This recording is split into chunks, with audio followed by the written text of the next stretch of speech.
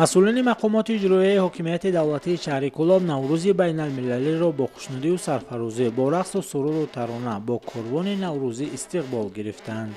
هنرمندان با یک روحیه ایدانه تابلو دایره در دست دهه به دهه به ساکنان مژده از بهار دلارا و نوروز خجسته می‌دادند. همه شاد از آن بودند که نوروز مقام بین المللی را به خود کسب کرده است و مردم تاجیک این میراث گرانبها را با تمام عنعنه و سنت‌های نیاگان تجلیل می‌کنند. از همه جالبی کاروان نوروزی در آن بود که نقلیات‌ها با چکنک لباسی ملی ماست آرا داده شده بود و دقت مردم را به اختیار به خود جلب می‌کرد.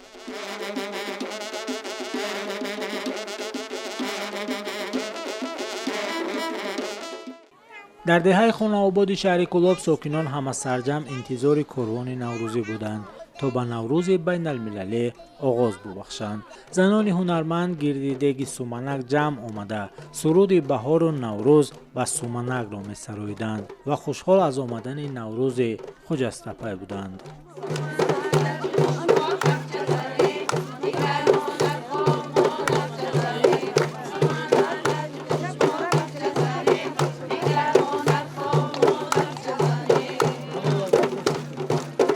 ما زنان جمع شده گندم را تازه کرده 3 روز آن را در آب گرفته بعدی از آب برآوردن ما آن را در باریدن بارش یا اینکه با آب نرم کرده می سبزانیم تا که گندم ما سبزد.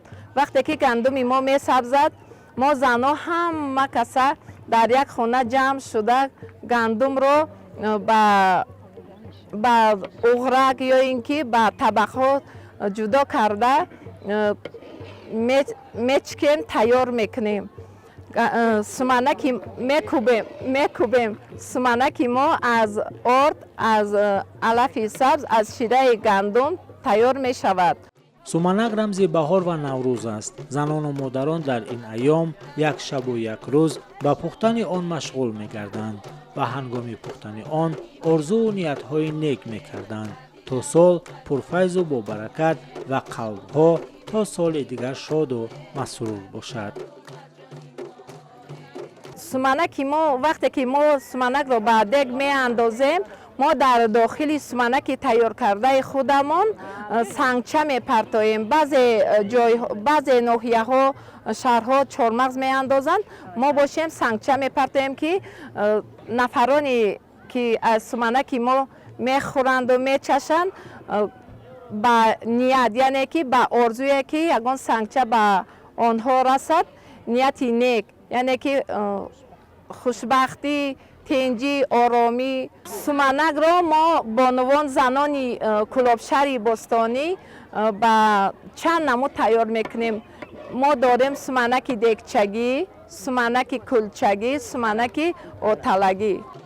در گوشه دیگر هنرمندان با محصول مهنتی خود به جشن نوروز زیبایی دیگر میبخشیدند. در برابر دیگر شهر و نویاهای جمهوری تاجیکستان مردم شهر کلاب باستانی که تاریخاً مردم خردسالار هستند، فرهنگ سالار هستند، تمدن آفر هستند و استقبال از همین جشن کهن را شروع از آغاز ماه مارت، آغاز بهار نازنین با رسم و آیین‌های فرهنگ 6000 ساله خودمان امروز انعکاس کرده ایستادند.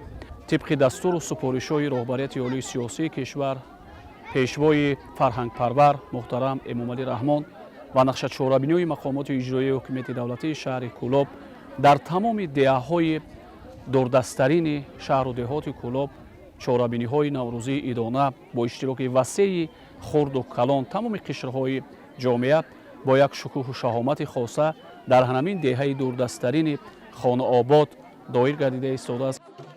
تل و تپه های این ده سبز و خرم، گلها شکوفان، دختران همه شاد و خندان طبل شادی می زدند و از احیای طبیعت و نوروز بین المللی روحیه تازه به خود کسب می کردند. هنرمندان بسیارم سایقل داده، هنرمندانی که بسیارم امروز توانستند در طول تاریخ 6000 ساله خود از گذشتگان خود یک فرهنگ بسیار هم خوبی را میراث گرفتند و امروز اکثرا خیلی همین دهه خانه آبادی که ما و شما حضور داریم مردم اینجا پیش از همه به چکاندوزی شوق و رغبت زیاد دارند و مکان هنرمندان است در برابر چکاندوزی، تاقی‌دوزی و همزمان سبد بافی و دیگر هنرهایی که نمد بافی در اینجا رشد کرده ایستاده است. در واقع نوروز جهانی از سرجمعی اتفاق، اتحاد و یکدلی مردم ما درک می‌دهد. نوروز به دلها گرمی و به تاجیکستان عزیز فیض و برکت را ارزانی آورده است و این شهامت نوروز در این شب و روزها باعث افتخار است.